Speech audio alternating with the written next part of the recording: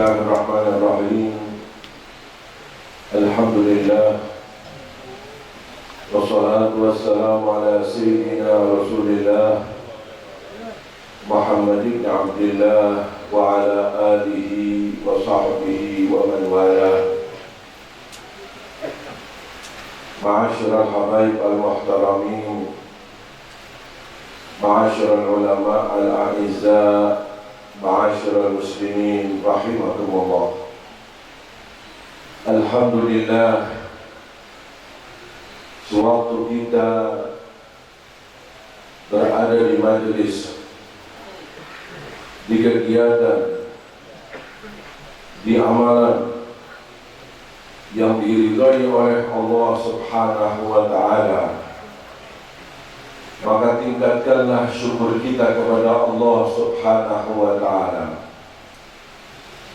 Keberadaan kita di tempat ini tidak lain suatu nikmat yang Allah karuniakan kepada kita, hidayah yang Allah berikan kepada kita.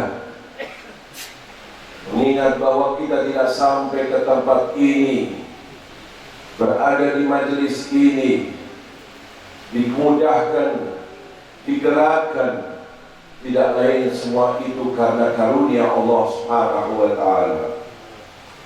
Bitaufiqihi shara al-muti'u yuti'uhu.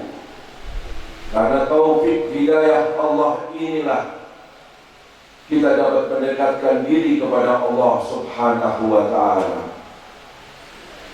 Inilah suatu nikmat yang sifatnya bukan temporer, bukan sementara, bukan harta, bukan jabatan, bukan dari kenikmatan dunia. Kenikmatan yang kita dapati sekarang ini bukan saja di dunia, bahkan khususnya besok di akhirat. Amin ya Allah. Besok di akhirat inilah, kalau kita ingin melihat potret kita, foto kita besok di akhirat di mana, lihatlah bagaimana kita di dunia berada. Insya Allah keberadaan kita di majlis yang mulia ini bersama orang-orang yang soleh ini merupakan satu gambaran kita besok di akhirat bersama mereka. Amin ya Allah. Amin ya Allah. Bahkan Rasulullah sallallahu alaihi wasallam telah menegaskan kepada kita, i'malu, silahkan kalian berbuat apapun di dunia ini. Mau hadir di majlis orang baik, ataukah kau akan jauh, akan senang dengan salafun salih, ataukah kau tidak akan berada di barisannya, silahkan lakukan. Tapi ingat kata Rasulullah, fakullun muyassarun lima khuliqalah. Setiap orang digampangkan, dimudahkan untuk apa dia diciptakan. Kalau memang dia diciptakan sebagai penduduk surga Allah, maka dia akan dekat dengan orang-orang yang sebagai penduduk surga Allah. Mereka para aulia Allah, mereka orang-orang soleh. Namun na'udzubillah min dzalik, kalau memang nanti ditempatkan di azab Allah, di neraka, maka dia akan senang kepada orang-orang ahli neraka. Ambillah suatu ibrah, ambillah suatu pelajaran, bagaimana dalam kehidupan kita yang sekali ini kita bisa menempatkan diri kita di mana. Sadari akan hal ini. Apalagi tadi kita dengarkan bagaimana salafun salih, amalan-amalannya yang dipegangnya, yang dibacanya, kesenangannya tidak lepas dari kitab Ihya Ulumuddin, yang hakikatnya dikatakan oleh Habib Ahmad bin Hasan al-Attas, salaf kita dari perhatiannya kepada keturunannya, anak-anaknya, ingin membuat satu kitab menjadi pegangannya. Namun tidak lama datanglah kitab Ihya Ulumuddin, dibaca, dikaji, maka didapati tepat apa yang sudah dilakukan, yang ada dalam kitab Ihya Ulumuddin, itulah yang dikehendaki oleh mereka. Sehingga akhirnya lihat pujian-pujian tentang kitab Ihya Ulumuddin. InsyaAllah kita ikut mendapatkan keberkahannya, ikut berada dalam barisannya, ikut bersama mereka-mereka yang telah sukses dalam kehidupannya. Kita masih ada umur, masih ada sisa waktu. Entah bagaimana nasib kita di akhir umur kita. Karena jaminan kita masuk surga nanti bukan iman Islam yang ada di dada kita sekarang ini, tidak. Belum tentu. Yang menentukan nasib kita besok di saat-saat terakhir. Apakah kita masih muslim atau tidak? Apakah kita masih tetap di garis dasar kita atau tidak? Apakah terbawa ke sana kemari atau tidak? Ini yang ditakutkan. Allah sudah menegaskan kepada kita, wala tamutunna illa wa antum, wala tamutunna. Kematian itu, bagaimana keadaan kita pada saat itu? Masihkah iman Islam kita sebagaimana Islam iman yang ada di salafun saleh, ataukah kita sudah berubah ke sana kemari? Ingat akan hal ini. Hati orang bisa berubah-ubah. Dulu baik, bisa-bisa pada akhir umurnya bejat, bisa-bisa dulu rusak, pada akhir umurnya menjadi orang baik. Doa Rasulullah, ya muqallibal qulub, tsabbit qulubana ala dinik. Minta kepada Allah ditetapkan agar kita berada dalam agama Allah, agama Rasulullah, agama yang dibawa oleh salafun saleh. Kita tidak ingin tempat besok di akhirat. Sekalipun di sana ada para wali-wali, ada wali-wali, di sana ada para wali, ada kelompok, kita tidak ingin kecuali berada dalam kelompok salafun saleh. Amin ya Allah. Manjimaluh ma'uh mahu ilal ghair murjil. Kalau kita sudah punya kendaraan bersih, kendaraan yang sangat baik, jalan yang sangat lurus, mendekatkan diri kepada Allah, apakah kita akan ambil jalan yang lain? Punya Mercy, mau naik sepeda motor, punya mobil yang sangat bagus, mau pakai sepeda? Tidak. Kita tidak akan mengutamakan salaf kita lebih daripada yang lainnya.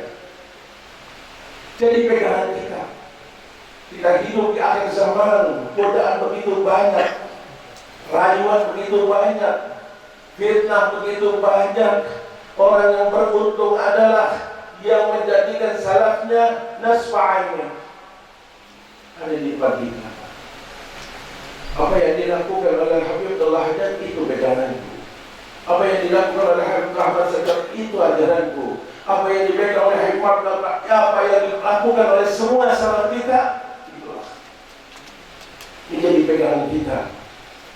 Sehingga kita insya Allah tidak putus hubungan dengan mereka, dibangkitkan bersama mereka, masuk surga bersama mereka dengan Habibuna Muhammad SAW. Pegangi erat-erat. Ngeri keadaan yang ditakutkan oleh Rasulullah sudah timbul, dan banyak sudah timbul. Terus mereka merongrong agama kita.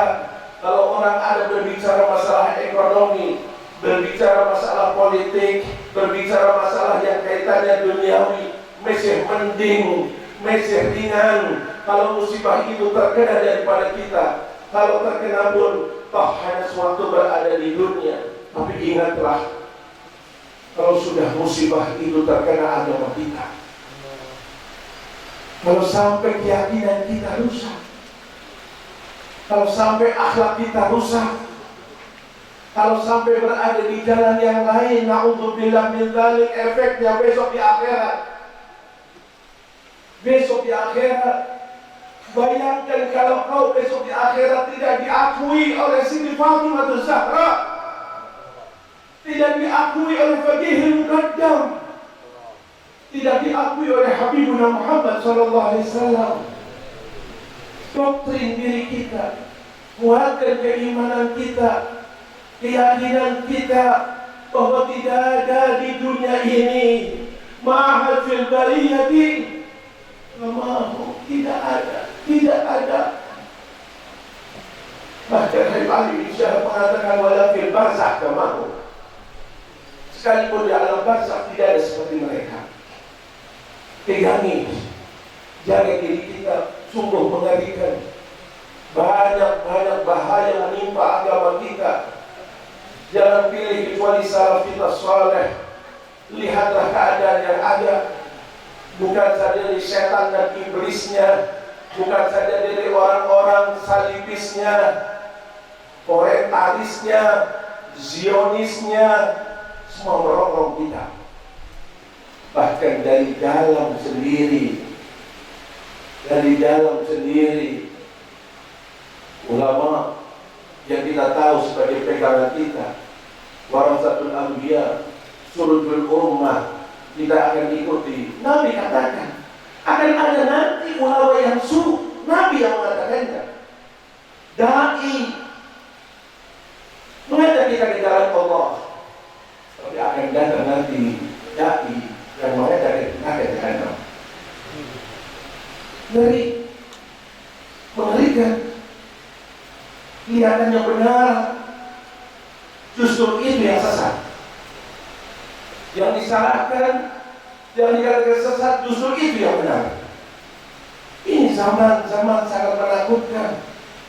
Lihat, tidak sedikit yang mencaci Imam Ghazali, menghina Imam Ghazali, bahkan dikatakan dia tidak mengerti hadis. Banyak hadis yang dhaif, banyak hadis yang, ya Allah, anak kemarin, kalau kau memang betul-betul mengerti ilmu mustalahul hadis, kau tahu jarh wa ta'dil, bagaimana kau dengan Imam Nawawi. Beliaulah menjadi rujukan kita, dan beliau memuji kitab Ihya Ulumuddin. Cukup hujjah.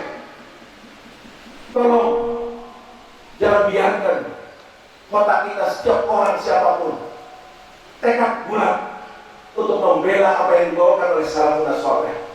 Datang manusia-manusia semacam itu masuk ke kota kita, bukan dari kita. Kapan kita akan menyenangkan salafun saleh? Buktikan dengan perjuangan kita. Ini keadaan sangat mengerikan.